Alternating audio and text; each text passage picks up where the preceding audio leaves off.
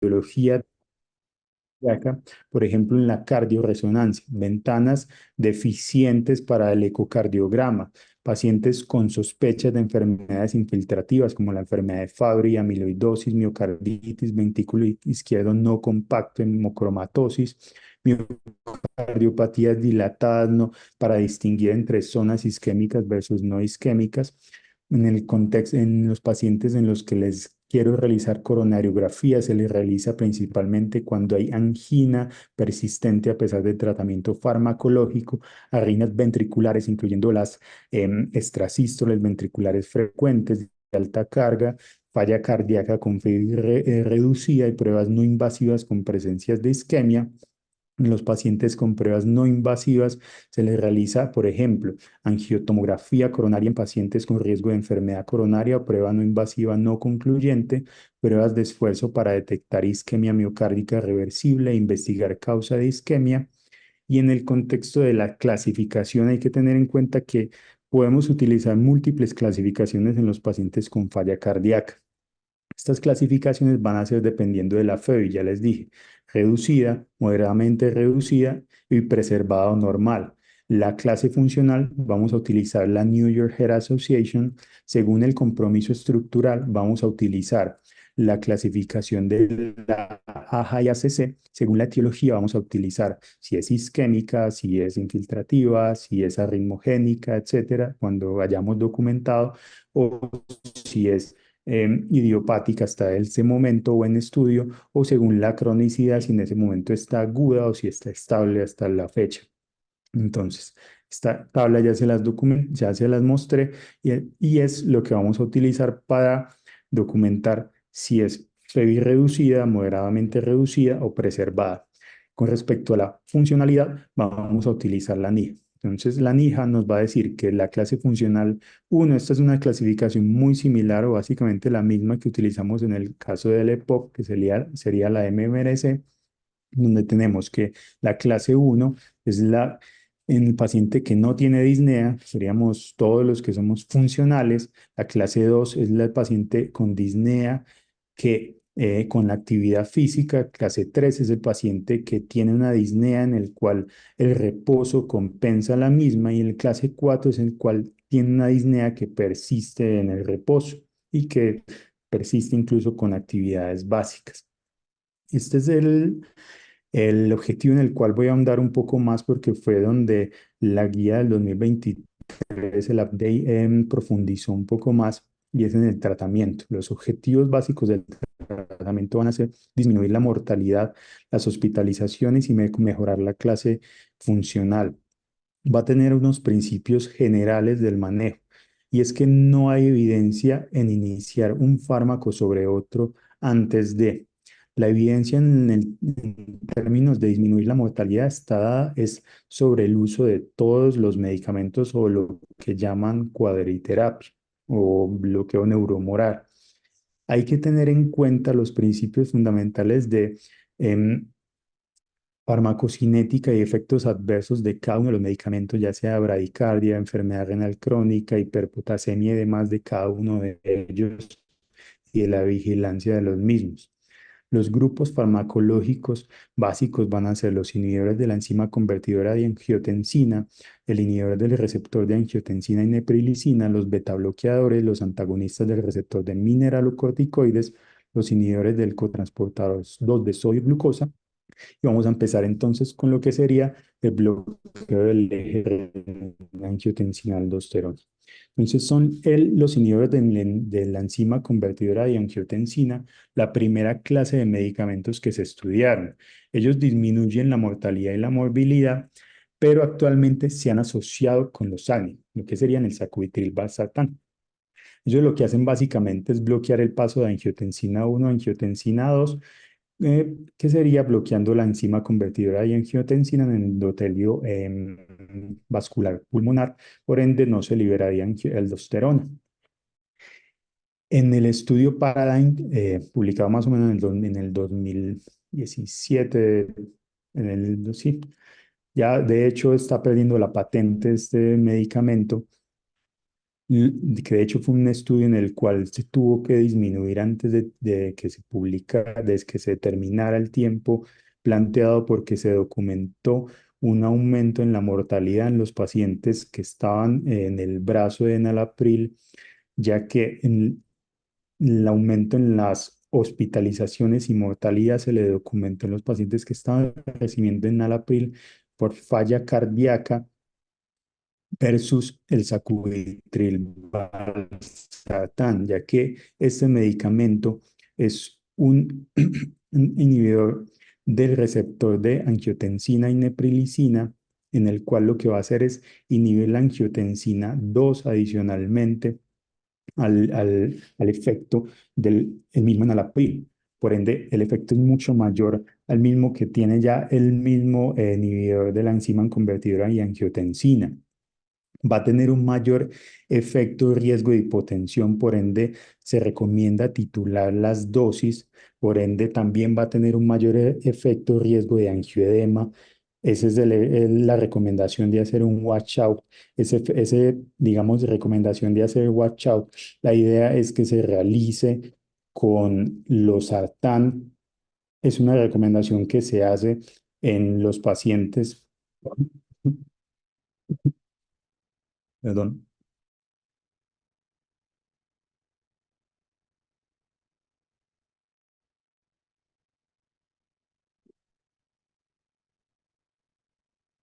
perdón. Los pacientes que estaban en el brazo con enalapril y se pasaban a sacubitril valsartán comenzaban a presentar mayor riesgo de angioedema. Entonces, la idea es que se les realizara un periodo de washout, como una especie de lavado. Estos pacientes comenzaban a tener mayor riesgo de hipertensión, por ende, la idea es que ese periodo de lavado se les realice con losartán para disminuir ese riesgo de hipertensión que presentan. Otro grupo de medicamentos es el grupo de beta bloqueadores. Es un medicamento que disminuye la mortalidad, mejoran la clase funcional. Se recomienda iniciar en pacientes estables eubulémicos. Son un grupo de antiarrítmicos de clase 2A. Están clasificados dentro de esta clasificación de Vaughan-Williams como bloqueadores de los receptores beta 1, ya que disminuyen el efecto cronotrópico e inotrópico, activado principalmente por las catecolaminas. El otro grupo de medicamentos son los antagonistas del receptor de mineralocorticoides, en los cuales disminuyen la mortalidad, las hospitalizaciones, dentro de los cuales tenemos la espironolactona, la eplerenona. Van a generar un efecto de hiperpotasemia, lo que van a es antagonizar el receptor de la aldosterona. La aldosterona lo que va a hacer es aumentar la retención de sodio, la excreción de potasio y magnesio, y van a tener un efecto antiandrogénico, principalmente la espironolactona. La prerenona no tanto, y recientemente la finerenona es la que ha demostrado mejores resultados, sobre todo en desenlaces renales. De hecho, la guía reciente del 2023 con los ensayos Fígaro y Fidelio lo que nos recomienda es que en los pacientes que tengan estas comorbilidades de diabetes mellitus tipo 2 y enfermedad renal crónica, sea este el medicamento en el cual comencemos a implementarlo, ya que demostró disminuir tanto las hospitalizaciones como la mortalidad por falla y comorbilidades. A tener en cuenta que no solamente la tasa de filtración glomerular fue lo que se tuvo en cuenta, ya que no solo eso nos define la falla renal crónica, sino también la proteinuria, la albuminuria, y es que fueron los criterios de inclusión que se tuvieron en cuenta para incluir a los pacientes, valga la redundancia. Los inhibidores del cotransportador 2 de sodio y glucosa, que si bien ya han sido muy estudiados, tienen bastante evidencia en disminución de mortalidad, hospitalizaciones, clase funcional y mejorar la calidad de vida. En esta guía no hicieron mayor énfasis en ellos, lo que hicieron fue un cambio en la clase de evidencia, ya son uno a en la recomendación. Lo que nos hacen es un énfasis en el inicio temprano de esto, en los pacientes con comorbilidad, incluso en tasas de filtración glomerular es de 25 mililitros por minuto. Entonces, en los pacientes con enfermedad renal crónica se debería de iniciar. Además, una salvedad es que si se ha excluido en los pacientes con aumento en riesgo de infecciones del tracto urinario, esto no contraindica su uso. La idea es que se recomiende medidas de higiene, ya que esto ha demostrado sí disminuir la recurrencia de infecciones. El simple hecho de recomendarles mayor higiene, lavado en la zona genital. Recordar que esto genera una disminución temporal inicial de la tasa de filtración glomerular, su implementación. Los inhibidores del canal IF o canal FANI o los inhibidores del canal cardíaco de corriente lenta de sodio, como sería la ivabradina, que en el estudio Shift Trial, donde se ha implementado como en los pacientes que tengan frecuencia cardíaca mayor a 70 a pesar del uso de beta bloqueadores, se deberían de implementar a tener en cuenta que este estudio tuvo una limitante y la describe en la guía, y es que se incluyeron pacientes o para incluir pacientes tuvieron que darle dosis menores a la dosis tope de beta bloqueador. Por ende, uno en la práctica médica suele no ver tanto su implementación, ya que cuando uno titula la dosis máxima del beta bloqueador, suele el paciente lograr las metas de frecuencia cardíaca. Por ende, en la práctica médica están limitándose para el paciente que tenga contraindicación para el beta bloqueador y tenga FEBI menor al 35%, es para quien se reserva. Y son antiarrítmicos de clase 0, según la clasificación de Vaughan-Williams.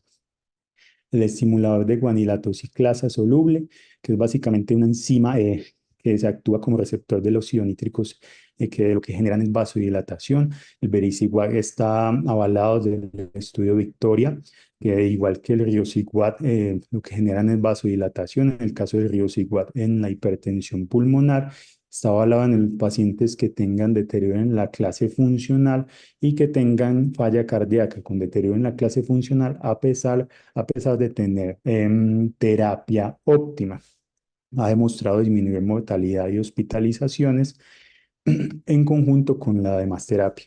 Con respecto a los diuréticos, sobre todo de ASA, además de tiazidas, se podrían utilizar. La idea es implementarlos de una manera que me parece en la práctica médica similar a la forma en la que se educa al paciente con enfermedad renal crónica. Ellos plantean, o lo que plantean es una educación al paciente con falla cardíaca, como se le educa al paciente que va a diálisis y se le pide que se conozca su peso seco. Entonces, la idea es decirle al paciente con falla cardíaca que conozca sus síntomas congestivos, sus signos y síntomas congestivos, para que cuando los comience a presentar, comience a tomar diurético. Y si persiste, ya consulte. Entonces, es como el objetivo del uso del diurético oral de manera crónica. Con respecto a la hidralazina y el dinitrato de isosorbide, la idea es que tenga dos tipos de implementación. Una, en el paciente que tenga contraindicación para el bloqueo neuromoral, ahí se le podría implementar estos dos medicamentos. U otra, el paciente que sea afrodescendiente y que tenga fracción de eyección reducida menor al 35% o que sea menor al 45% y que tenga ventrículo izquierdo dilatado con FEBI perdón, con clase funcional 3 a 4 a pesar del tratamiento óptimo. Esta terapia ha demostrado también disminuir la muerte y hospitalizaciones. Con respecto a la digoxina, tiene evidencia en pacientes con falla cardíaca y fibrilación auricular que tengan respuesta ventricular persistentemente rápida y síntomas persistentes a pesar de la terapia para su fibrilación auricular, pero que tengan un objetivo en la concentración de menos de 1.2 nanogramos por mililitro por el riesgo de toxicidad que tiene el medicamento. Esta es la tabla que nos comparten con respecto a las dosis objetivo que deberíamos de lograr, y la idea es que se inicien toda la terapia con una dosis al menos mínima porque obviamente van a tener unos efectos adversos principalmente hipotensión, y que vayamos titulando en la medida que vamos haciendo controles de los pacientes. Con respecto al hierro, el hierro nos van a decir que los pacientes con FeVI menor al 45%, que estén sintomáticos y que tengan ferropenia, aumentada con una saturación de transferrina menor al 20%, ferritina menor a 100 microgramos litro, se les debería implementar.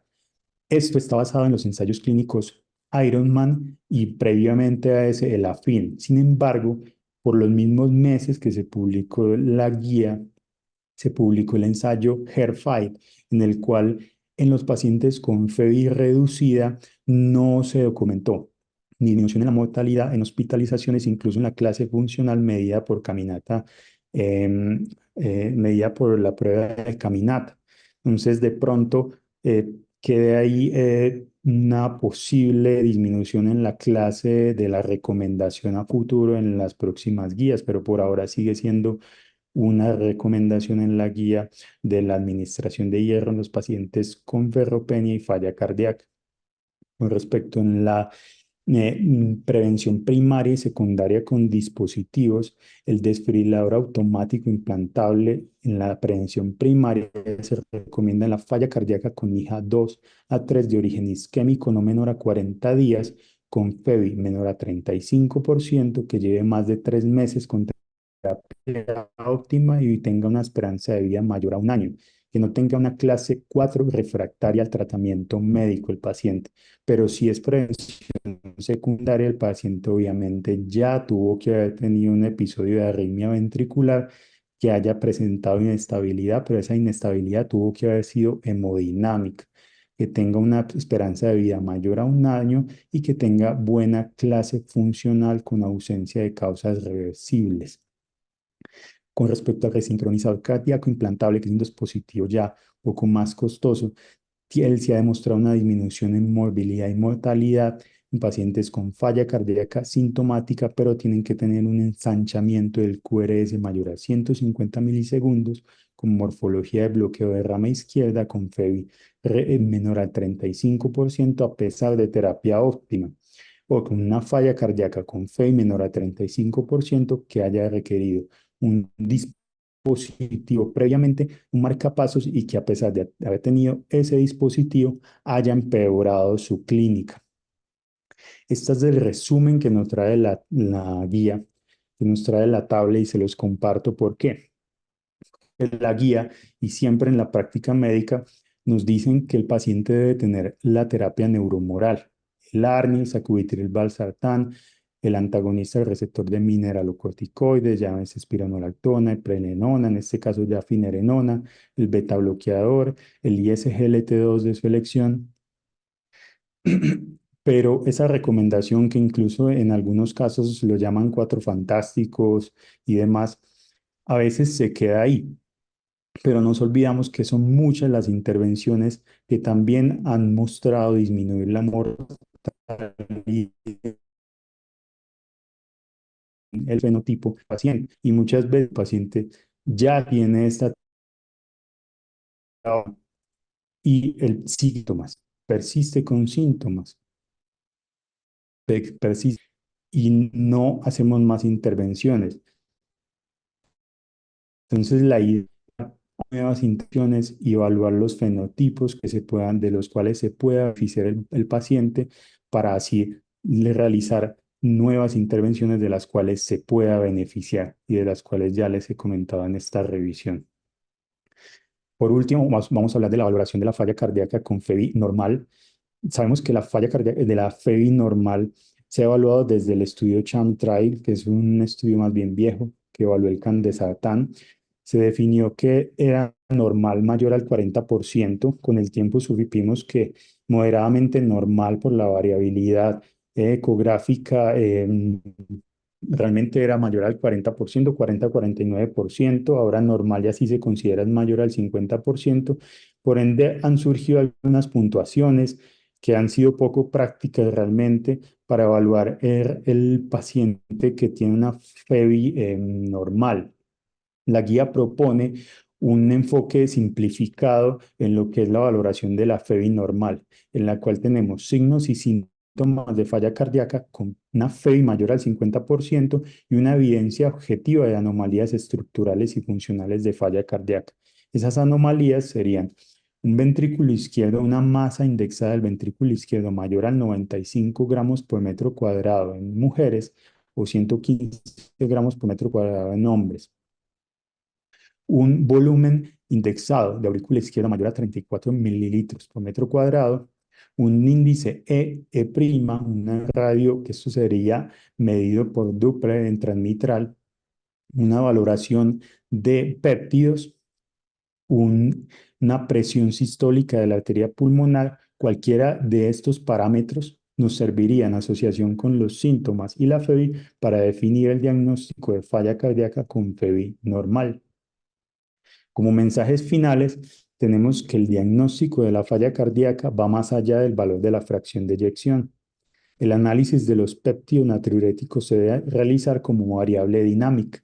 No es un solo valor y ya, entonces es negativo, no tengo el diagnóstico. Recuerde que tiene una depuración y tal vez debemos hacer repetición del mismo o un seguimiento, que el bloqueo neuromoral o cuadriterapia o mal llamado, o llamados cuatro fantásticos no son el último eslabón terapéutico.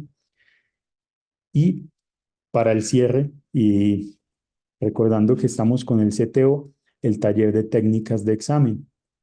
Entonces, tenemos a una paciente femenina de 60 años de edad con antecedentes de infarto de miocardio, quien hace 10 años presentó ese infarto de miocardio. Además, ahora tiene historia de hipertensión, diabetes, enfermedad arterial oclusiva crónica, obesidad grado 2, apnea obstructiva del sueño, quien consulta por cuadro clínico de un mes de evolución consistente en edema de miembros inferiores grado 2 con fobia, con crépitos basales bilaterales, ingurgitación yugular con reflejo hepatoyugular positivo, bendopnea y disnea paroxística nocturna.